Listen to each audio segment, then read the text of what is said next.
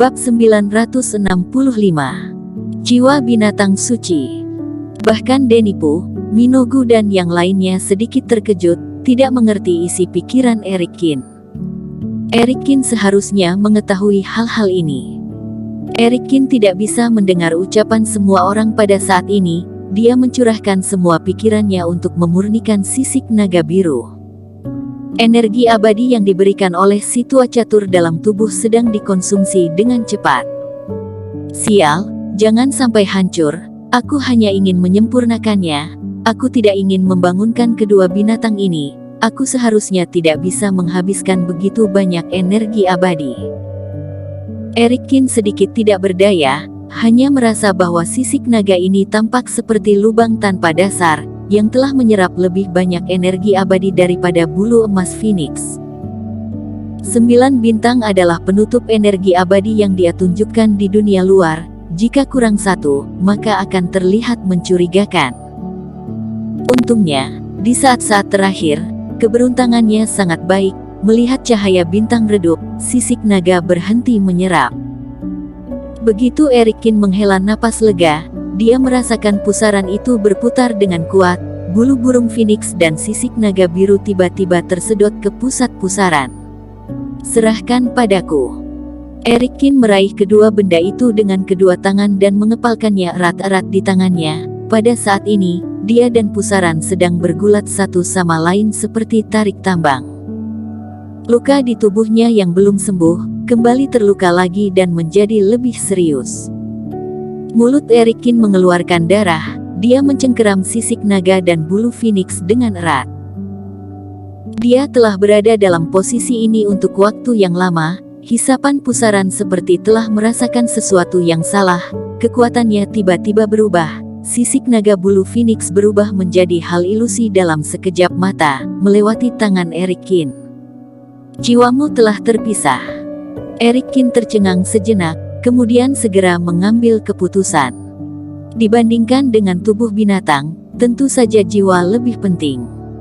Dia mengendurkan sisik naga dan bulu Phoenix, kemudian mengurung tubuh dan jiwa mereka. Di depan semua orang, mereka tidak dapat melihat keberadaan jiwa binatang itu, mereka hanya melihat bahwa Erikin tiba-tiba melepaskannya, membiarkan naga dan Phoenix terbang kembali ke pusaran. Ternyata sama seperti sebelumnya, bagaimana dia bisa mendambakan harta karun dari tanah pelatihan ini? Dan membuat dirinya terluka parah, benar-benar konyol. Tetapi di atas udara, Erikin juga menyeringai. Pusaran itu seperti mengakui takdirnya, setelah mengambil bulu burung Phoenix dan sisik naga biru, dia benar-benar telah melepaskan panggilan ke jiwa binatang itu. Erikin menghela napas lega, menyeringai kesakitan, menggabungkan kedua jiwa binatang yang samar itu ke dalam lautan kesadarannya. Selama dirinya dipelihara dengan energi abadi, pada waktunya, burung Phoenix emas dan naga biru akan muncul kembali. Dan tepat setelah Erikin turun, pusaran itu sudah akan menutup sepenuhnya. Tetapi pada saat ini, cahaya keemasan terbang keluar dari ruang kecil dan jatuh ke tanah, berubah menjadi sebuah sosok. Masih ada orang.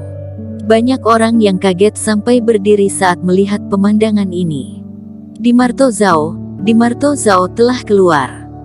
Dimarto Zhao dalam keadaan yang sangat memprihatinkan pada saat ini, dia tidak sadarkan diri dan tulangnya patah, menunjukkan bentuk palpitasi, dia terjatuh ke tanah dan darahnya langsung ternoda ke sekelilingnya. Dan di dalam dirinya, sudah tidak ada fluktuasi aura, seperti manusia yang tidak pernah berlatih. Orang ini telah meledakkan kultivasinya dan bertahan dari pusaran yang akan menelannya. Garis darah kuno benar-benar cukup kuat. Erikin juga terkejut sejenak, kemudian bereaksi. Dimarto. Ketika Wailon Zhao melihat keadaan tersebut, ekspresinya tiba-tiba berubah. Dia langsung bergegas untuk melindungi Dimarto Zhao, kemudian dia memandang Erikin dengan dingin dan membawa Dimarto Zhao pergi. Kekuatan garis darah kuno. Ada juga banyak orang kuat pada tingkat kepala rumah yang merasakan perbedaan dalam napas Dimarto Zhao, mata mereka berkedip-kedip seperti sedang berpikir. Namun pelarian di Marto Zhao hanyalah salah satu adegan tambahan dari acara ini. Beberapa keluarga garis darah kuno lebih memperhatikan hal tersebut, yang lain lebih tertarik untuk mengetahui hasil yang akan diumumkan oleh Sekte Wen Dao. Saat ini pusaran tersebut telah menghilang, yang berarti 20 tahun kemudian akan muncul pejuang kebanggaan yang baru. Eric Qin kembali ke kerumunan. Ye Zun dan yang lainnya segera berkumpul, semua orang cukup bersemangat. Kali ini, dunia tersembunyi pasti benar-benar merasa sangat malu.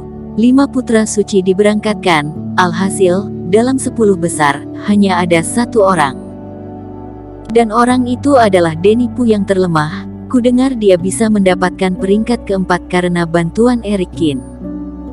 Haha, salah satu putra suci dari Sekte Wen Dao malah mengandalkan pejuang dari dunia luar, sungguh memalukan. Ini bukan yang paling memalukan, coba kamu perhatikan baik-baik pada 10 besar pejuang kebanggaan, hanya ada 3 orang dari dunia tersembunyi. Ini mungkin peristiwa paling memalukan dalam sejarah dunia tersembunyi. Lalu terlihat Eric Qin dan yang lainnya berkumpul. Orang-orang dari dunia tersembunyi merasa sudah tidak ada cahaya di wajah mereka, sedangkan pejuang dari dunia luar sangat bersemangat dan gembira.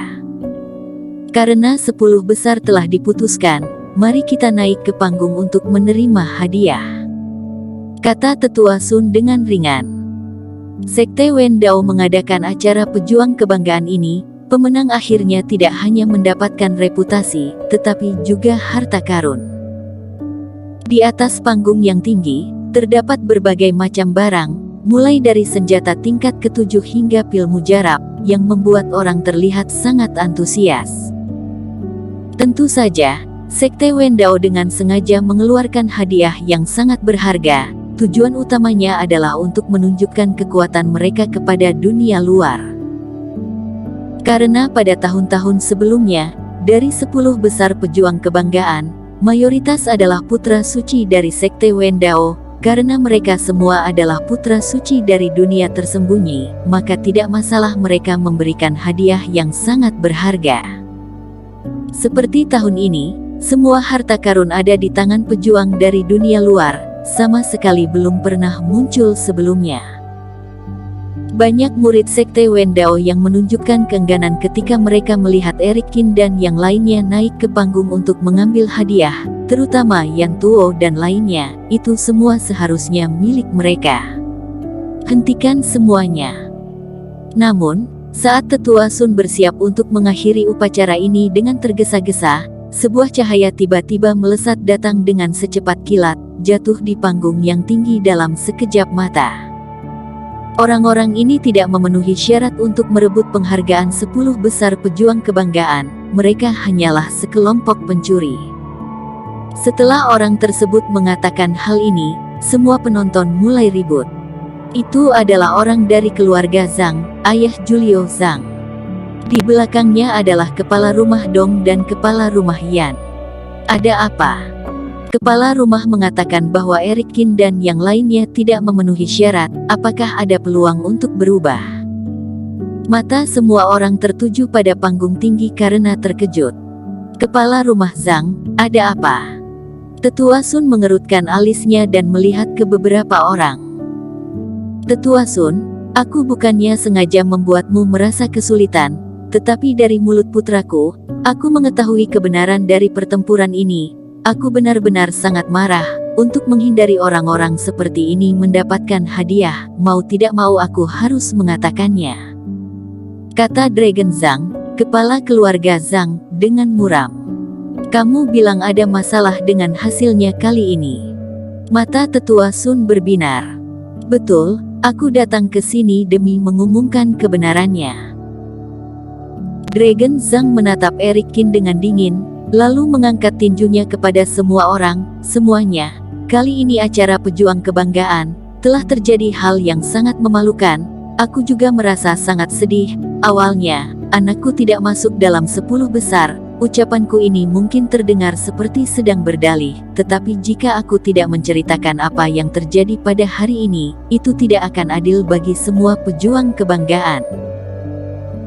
Dragon Zhang berkata dengan ekspresi penuh semangat, jadi aku, Dragon Zhang, memberanikan diri hari ini, bahkan jika aku kehilangan reputasiku, aku tetap harus mengungkapkan kebenaran ini dan membiarkan orang-orang seperti Eric Qin dan yang lainnya menunjukkan wajah asli mereka. Bersambung. Terima kasih telah menonton video ini sampai akhir. Jangan lupa subscribe dan nantikan kisah episode selanjutnya hanya di Novel Story. Salam.